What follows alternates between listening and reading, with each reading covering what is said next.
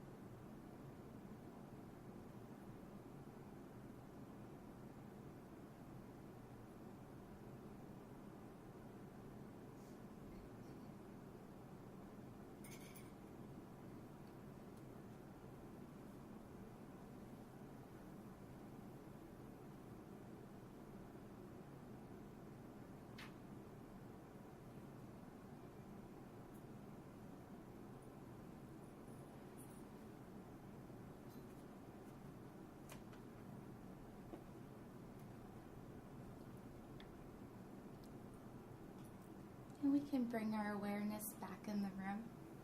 Thank you all for setting that intention with me. So what is mindful caregiving? Can everyone hear me? I don't have the microphone on. I tend to veer away from microphones. Just want to make sure. Okay, if you guys do have any problems hearing me at one point, just raise your hand. I'll turn it on. So what is mindful caregiving? Mindful caregiving is the practice of implementing mindfulness techniques to become more self-aware on a moment-to-moment basis. So by cultivating this moment-by-moment awareness and really trying to embody really being fully present with our surroundings, we're actually able to better cope and stress with anxiety that may arise in difficult situations. I want to talk about what we think a difficult situation is first. I think that terminology may come up a lot in my talk today, and I want to acknowledge the fact that a difficult situation can be any situation that causes you stress or anxiety. It may be a situation that from the outside looks really happy, looks really joyous, looks like has a lot of excitement to it. But if it arises feelings within you that are stressful or anxious, this is where mindfulness comes in. It really helps us cope with those feelings so that we can be present in the moment and really be resilient to what's arising. When we do this as a caregiver and we practice this moment-to-moment awareness, we're cultivating compassion. And by cultivating that compassion, we're ultimately building up our ability to be present for someone. And as a caregiver, that is super important, as we all know. So throughout my training and experience at Zen Hospice Project and as a caregiver in my personal life, I've come upon many opportunities to practice a few different mindful techniques. Now, being completely transparent, is it easy? No. Am I always doing it? No, I wish I was, but sometimes it happens where I forget or I don't, I get so caught up in things. And so I just want to acknowledge the fact that I'm not perfect at this, and I don't think anyone is. Even the best practitioners of mindfulness have those moments.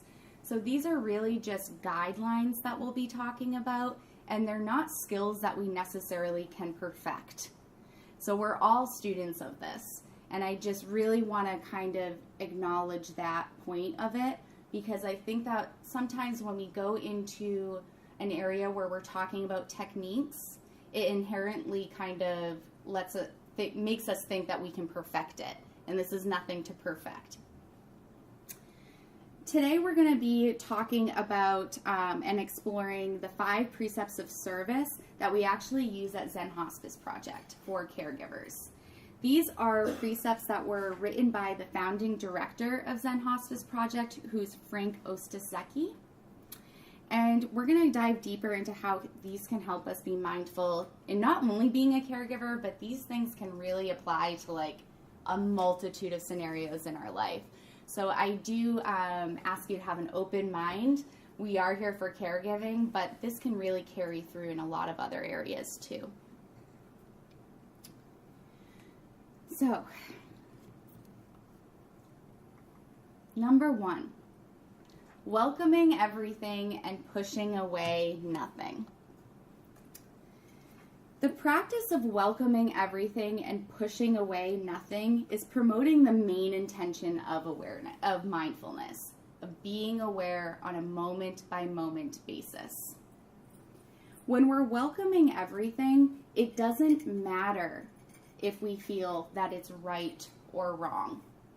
It doesn't matter if we think that we approve of a situation or, we're not passing judgment here. We're just allowing a situation to be what it is. It is what it is, and it's nothing less, nothing more. So we're welcoming it. It's actually, when we can do this, it's actually pretty liberating because then we're kind of relinquishing the responsibilities we put on ourselves to deem if a situation is going okay or not. We're kind of letting that go, and we're just saying, doesn't matter if it's going okay, if it's not going okay, we're in it, we're doing it. And it kind of removes that expectation level that can cause anxiety. When we're practicing welcoming everything and pushing away nothing, we're turning toward difficult situations and not away from them. So this is really offering connections that makes others feel deeply seen and heard. An example of this that I experience quite often as a caregiver is talking about someone's illness. A lot of people with illness feel very uncomfortable talking about what they're actually going through. They don't think that people want to hear about it. They may have had experiences where people shut down when they start talking about it. They may feel unheard. They may have, a block there because they assume no one wants to be sad or whatever comes with that.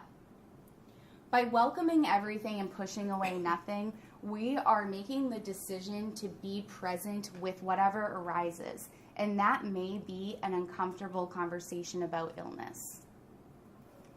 In my personal experience, one of the best examples I have of this is asking someone about their treatment and being willing to sit there and listen and really try to understand and be compassionate about their true experience.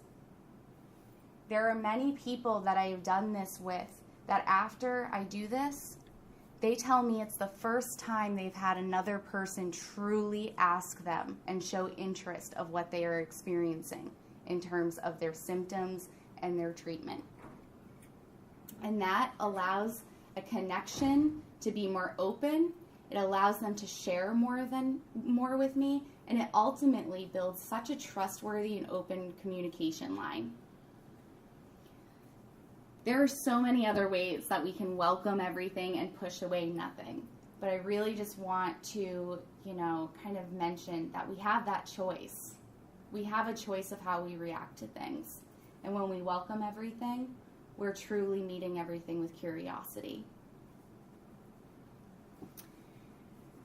We're mindfully immersing ourselves in that experience we're having by not turning away or pushing away any aspect of it. We're giving ourselves the opportunity to fully be with that person in everything they're experiencing, and we're cultivating a compassionate connection there. We all know, as we all know, life, death, and everything in between is a journey of continuous exploration. We're continually learning. We're entering new territories that we've never been in before. And it is natural to not to know what's going on. And if we welcome everything and push away nothing, what we're deciding to ultimately do is to receive without fear. We're ultimately deciding to go into that new territory and really be fearless and accept what comes our way and really embody and live in it. It definitely takes courage, and I just want to acknowledge that. It takes courage sometimes to leave those, scary feelings at the door.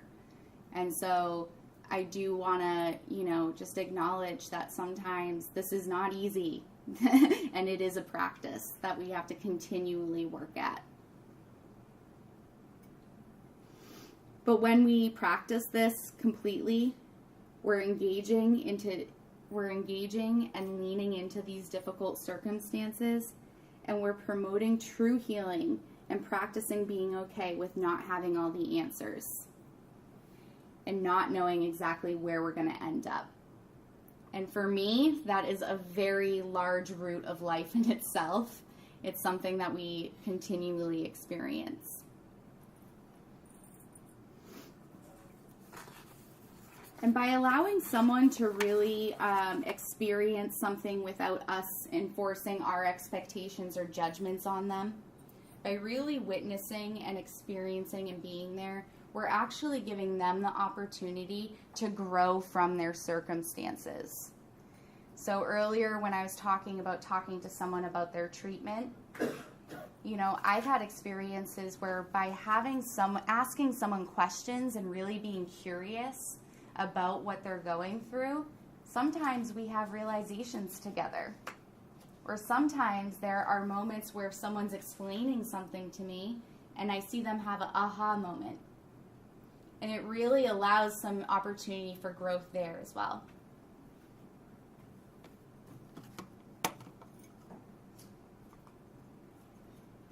Number 2, bringing your whole self to the experience. This one I always think sounds really easy. I'm like, oh, of course I show up every day being myself. But as humans, we have this natural behavior in us where we tell ourselves what's appropriate per what situation. When we're at the bedside with someone or we're caregiving with someone, you know, it's very easy for us as humans to fall into the mentality that we should only bring parts of ourselves.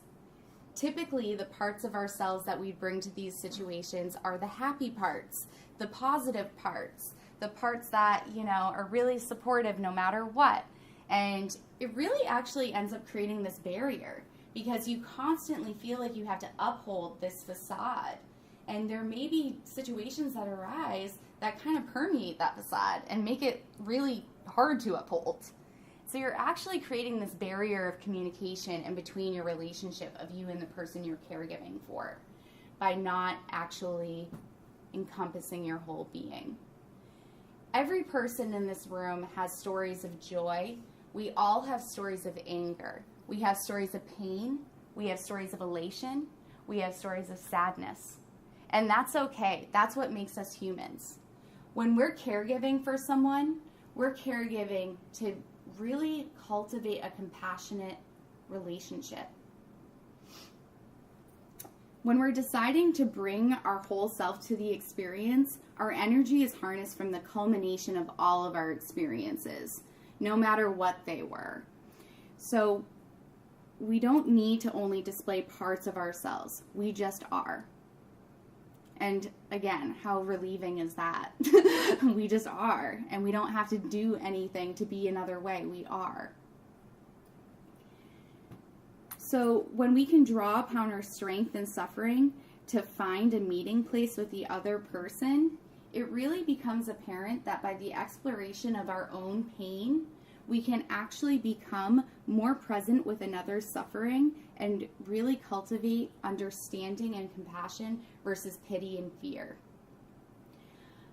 An example I have about this is that for a long time as a caregiver, I thought that it wasn't appropriate, even if it came up in the context or may offer support to someone, I didn't think it was appropriate to tell someone about my own personal experience with my father passing away.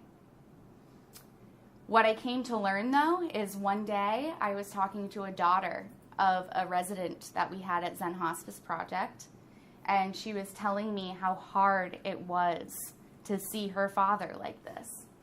And for a while, I tried to hold up the facade. And what happened? She didn't feel like I connected to her at all. The conversation fell dead. I wasn't being supportive because I was trying so hard to be a person that, you know, is just there in a happy way. I got to a point, though, where I broke. And I said, you know, I really want to tell you something that, and I don't know if it will be helpful, but I feel like I need to speak my truth. And I told her of my experience. And I told her what I felt. And I told her how it was. And after, she said, you know, that made me feel a lot better because it made me at least realize I wasn't alone. And it really cultivated this compassionate connection between her and I. And every time I saw her, I felt we could talk. She felt she could rely on me. And it really just provided this, cracked it right open for us. So in order to be of true support, we need to invite all of it in. We can't walk a path with another person if we haven't explored it ourselves. Doesn't mean that we need to have walked the same path, but we at least need to have explored, you know, our feelings around the path. It requires commitment to bring our full self to an experience.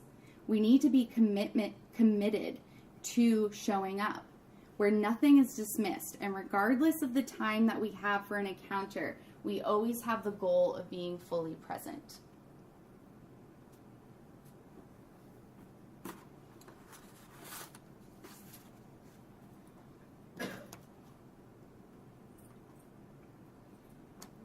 Don't wait. Number 3. So, When we say don't wait, a lot of people think that we mean be patient, and it's way different. When we wait, we have all these expectations. We tell ourselves what we're waiting for, first of all. So all of a sudden we're like, okay, we're waiting for this to happen. What is it going to look like? And we start to go through these scenarios in our head of what's going to happen, what is it going to look like, what am I going to have to do? And it kind of creates this whole big bubble out here that distracts you from what's happening in front of you. So when we're waiting for something, we're constantly distracted from actually being aware moment to moment. The concept of not waiting is especially important in the case of illness. When we have illness or we're talking about death or anything around it, we tend to very much focus on what's going to happen and what we're waiting for and what we expect to happen. When we choose to not wait in these scenarios, we're actually giving ourselves the opportunity to focus on many beautiful moments of living that are occurring. When we're truly being a mindful caregiver or even a mindful human in our everyday life, it's really important not to wait. This is the same premise of telling someone you love them when you love them.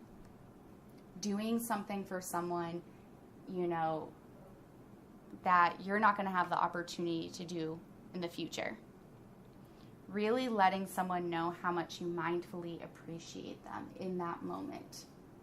Something I do to not wait and mindfully appreciate and really be with that person is I always speak my truth.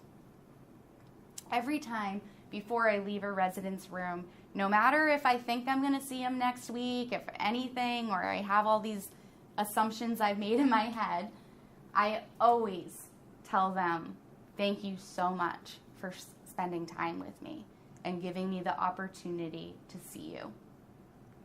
And I always tell them I have love for them and that I look forward to seeing them again. Because what that does as a caregiver for me is when I walk out that door, I know I've spoken my truth. I know that if I were not to see someone again, or say they were to move to a new place and we just never connect again, I know that their last memory of me is me acknowledging what I appreciate about them. And it really kind of liberates me from being worried of not expressing that.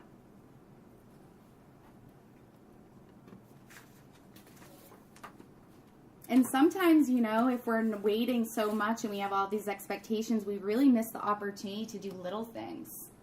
If I'm waiting for someone, unfortunately, to transition or something, sometimes that distracts me from maybe putting their favorite song on. That could cause them more comfort. So there are opportunities we may miss here. The next one is finding a place of rest in the middle of things. It's actually proven that taking 3 breaths, so it only takes 3 breaths to completely calm our systems. So that is pretty incredible. 3 breaths, that's all it takes. Finding rest in the middle of things. Many people think rest is something that can only happen when our work is done, when all of our tasks have been completed. But that is not true. It is possible to find rest in the middle of chaos. However, it does take commitment and it does take calmness to really approach it. It can look differently for everyone, and many times it's accompanied with a calm approach to mindful breathing. And if we're feeling overwhelmed with the chaos of a situation, simply stopping for the moment to take that breath can create the place of rest. So there is a famous quote by Viktor Frankl. He's a philosopher and a Holocaust survivor, and he says, "Between stimulus and response, there is a space. In that space is our power to choose our response. In our response lies our growth and our freedom. Finding a place of calmness and rest expresses our capacity to be with that challenging stimulus.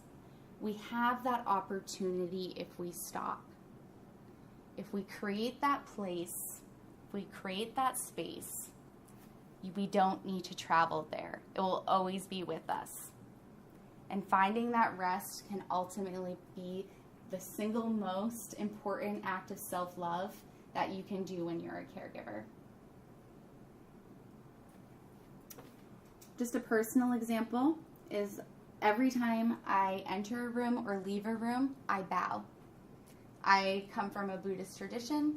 It can be different for everyone, but just by bowing, when I'm entering and closing my eyes, I'm setting my intention, I'm clearing out, and I'm going to bring my whole self to the experience. When I leave, I do the same thing. Our last one, and I think that this one is like kind of encompasses everything, is, cultivating don't know mind. Trying to leave our expectations at the door. Expectations come with a lot of baggage, guys. They're really heavy to carry around.